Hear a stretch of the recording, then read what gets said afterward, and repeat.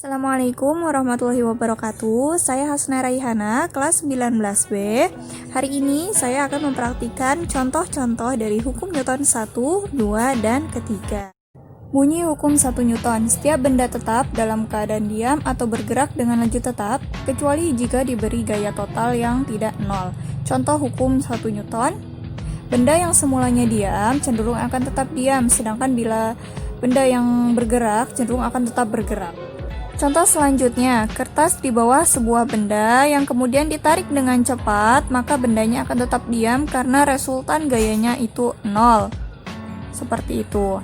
Akan tetapi, jika sebuah kertas yang ditarik dengan perlahan-lahan, maka benda tersebut akan mengikuti dan terjatuh. Selanjutnya, bunyi hukum 2 Newton. Jadi, jika ada sebuah gaya yang bekerja pada sebuah benda, maka akan dihasilkan suatu percepatan dalam arah yang sama dengan gaya tersebut.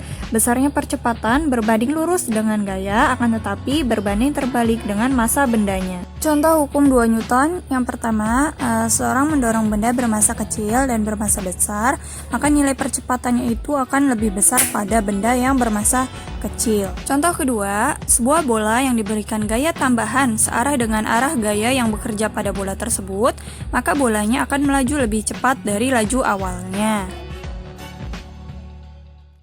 Kemudian yang terakhir, bunyi hukum 3 Newton. Jika benda 1 mengerjakan gaya terhadap benda 2, maka benda 2 mengerjakan gaya kepada benda 1 yang besarnya sama, tetapi dengan arah yang berlawanan. Contoh hukum 3 Newton, yang pertama, ada apabila sebuah tangan, kemudian tangan tersebut memukul meja, maka akan terasa sakit karena mejanya memberikan gaya dorong sebagai reaksi ke tangan kita.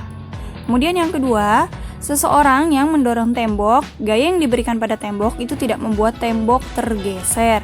Itulah yang dinamakan gaya aksi dan reaksi. Kemudian selanjutnya yang ketiga, contohnya gaya yang bekerja pada saat kita menancapkan paku dengan palu ke sebuah kayu.